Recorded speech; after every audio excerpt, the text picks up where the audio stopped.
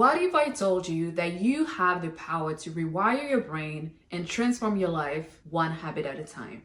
Today, we'll dive into the fascinating neuroscience fact of habit formation to create long-lasting change in your life. We've all heard about the best-selling book, Atomic Habits by James Clear, where he states that every action you take is a vote for the person you wish to become. So in this podcast today, let's see how to create sustainable habits for mental and emotional well-being. Welcome to Conscious Matters. I'm Melissa. On this channel, I talk about empowerment through growth mindset and mindfulness. So let's put things into context, first of all, by understanding habit formation in the brain. We are creators of habits, and that translates in our brains being wired to create habits as a way to preserve mental energy. Pretty much, our brains are a little bit lazy. The easiest way for them to be more effective is to conserve as much as mental energy that they can. And a way to do that is through habits, because then you function on autopilot and you don't have to think that much about what you're doing, what you're thinking, how you show up, so on and so forth. So how do habits are formed? Habits are formed and strengthened through repetition and reinforcement. It makes the neural pathways in your brain so much stronger. So then whatever habit that you've created becomes a non-brainer.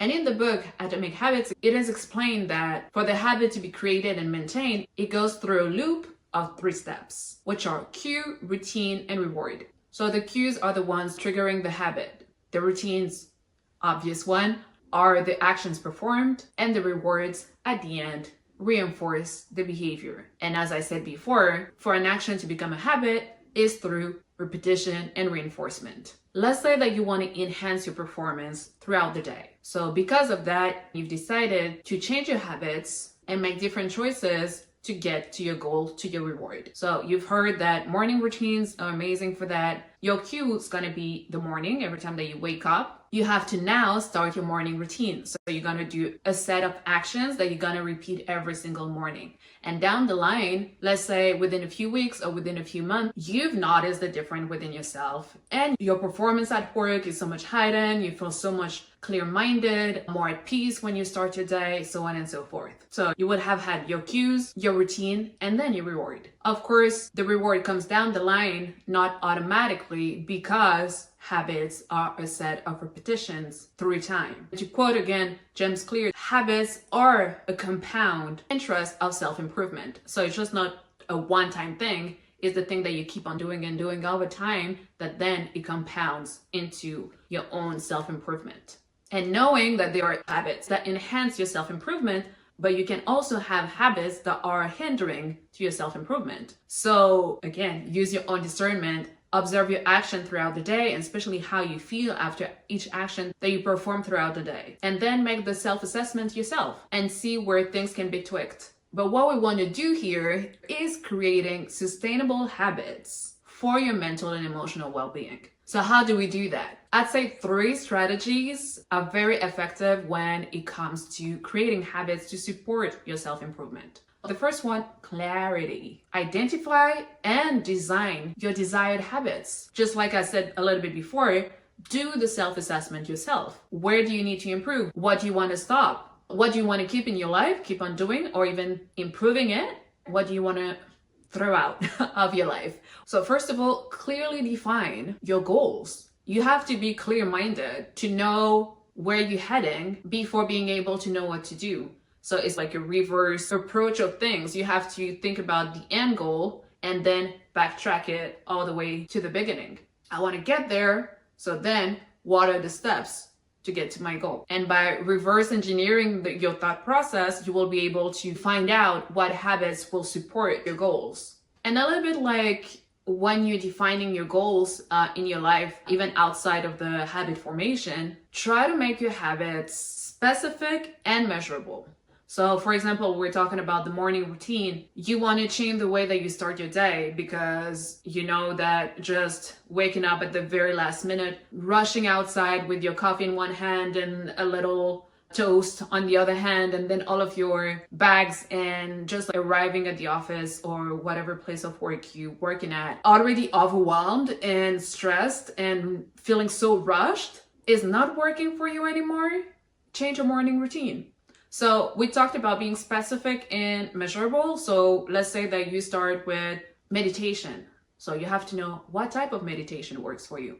How many minutes you're gonna do that meditation every morning, in which room it will be easier for you, and also save a lot of mental energy to know where you will practice this meditation every morning and at what time specifically every morning.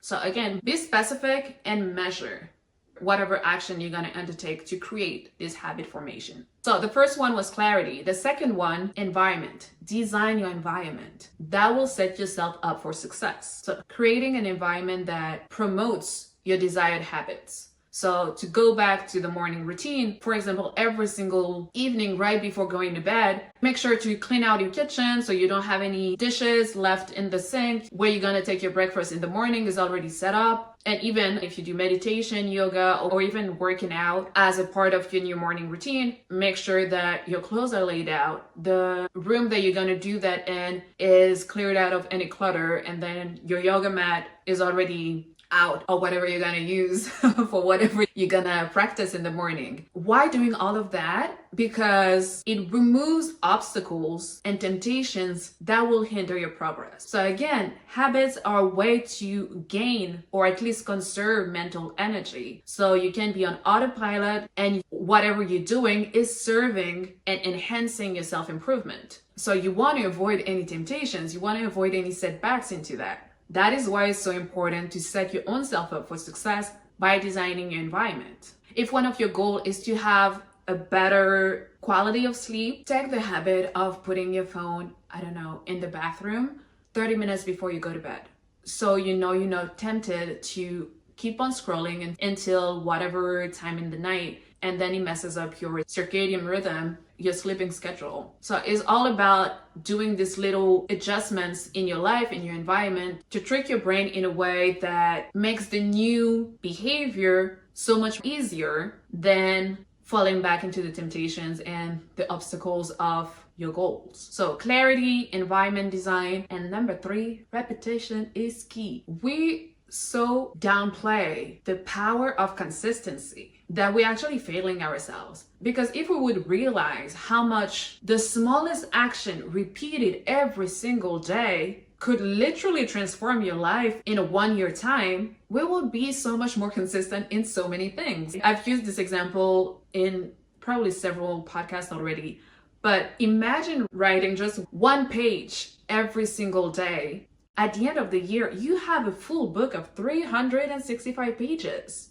Just because you've been consistent every single day to write 1 page, only 1 page. And neurobiologically, consistent repetition is key in strengthening neural pathways and make the habits automatic. So it's all about aiming for daily practice, even if it's just a few minutes. Using the example of the morning routine, it doesn't have to be a 2 hours long morning routine. It can be 3 actions of 5 minutes each, just to ground yourself and set the tone for your day. But if it was that easy, I wouldn't be talking about it, and so many people wouldn't be talking about habits, and we would all be having the best, healthiest habits in our lives. So when is it becoming complicated? Just like with everything, habits are also the object of ebbs and flows. So usually at the beginning, we're very excited. Okay, I've done 1 week of following my habit every single morning. We're using the example of the morning routine. Okay, I've been 1 week in, I'm so good, so easy. But then the second week comes, and the third week, and so on and so forth. And it starts to be repetitive, and we become bored out of it. Or even though it's not that, you can have slip-ups. It's easy to go back into our old ways, because our old ways were also habits that we formed for years on end. Small or big slip-ups are going to happen. It's inevitable. But again, that's where you have to use your growth mindset and realizing that, okay, it's part of the journey. I'm trying to change one of my behaviors that I had for so long, and it's normal that my brain will take a little bit of time to catch up, and that's okay. Give yourself grace. But the thing is, instead of giving up on it, develop a plan in advance if you can for dealing with setbacks so you can get back on track very quickly, if not immediately. Because at first, you will have to find your groove. It's not going to be so easy right away. But then with time, with consistency, with repetition, you're going to get there. And then down the line, you won't even think about this habit anymore because it will be your new automatism. And what helps in overcoming the obstacles or the setbacks along the way is to celebrate your successes, to acknowledge and celebrate your progress. Maybe it's not going to be completely perfect at the beginning, but it's still so much better than what it used to be. We're using our example before you had zero morning routine, but now you manage to do 5 minutes meditation, 5 minutes yoga, 5 minutes gratitude. You were never doing that before. Okay, it's only 5 minutes, but it's still so much better and so much more empowering than ever before. So celebrate your progress no matter how small it is. I'm a fan of positive affirmations. I've been saying that so many times. You know that by now. And it also works with habit formation. Use positive reinforcement to maintain motivation and momentum. I got this. I can do this. Or whatever positive self-affirmation you have for yourself. And if you're really committed to your change, to your transformation, when it comes to habit formation, and that you want to give your all to creating new healthy habits in your life, having an accountability partner or a support group is extremely helpful. As always, surround yourself with people who support you and encourage your growth. So maybe one of your friends also wants to improve their morning routine. So you guys can check up with each other every morning once you're done with whatever practices you set yourself to do. Or if it's working out, you want to work out a little bit more because you want to take care of your heart, of your brain, of your whole body. So you set yourself to work out 3 times a week. What about coming with a friend that is either advanced, a friend who's already working out regularly, or even a friend that is just starting out just like you, and you plan to work out with them 3 times a week, like on specific days for a specific amount of time at a specific location. And if you don't have anyone to go to the gym with, make friends with the people at the gym, or if you can, hire a personal trainer. They will hold you accountable, and that will help you in overcoming any obstacles that will come your way in forming your new habit. Creating sustainable, healthy habits for mental and emotional well-being is a journey, not a destination. Just like everything around self-improvement, self-empowerment, self-development. So when you understand a little bit more about how habits are formed biologically, and you implement the strategies of clarity, environment design, and repetition, you can rewire your brain for lasting change, which is pretty incredible when we think about it. It's the beauty of neuroplasticity, how we can strengthen new neural pathways and weaken others so we can literally change our lives. And because I mentioned that book several times already, Atomic Habits, I'm going to quote for last time James Clear, the author, when he says, "You do not rise at the level of your goals, you fall to the level of your systems." So focus on building systems and habits that support your growth. Celebrate your progress along the journey and embrace the power of small but consistent actions. And with time, practice, and commitment, you will see for yourself the transformation you can achieve, and you'll be amazed. Share in the comments below which habit you want to form for yourself, aligned with your goals, of course, and maybe you will find an accountable partner in the comment section down below. Don't forget to comment and subscribe, and as always, stay true, keep showing up for yourself, and let your soul lead the way.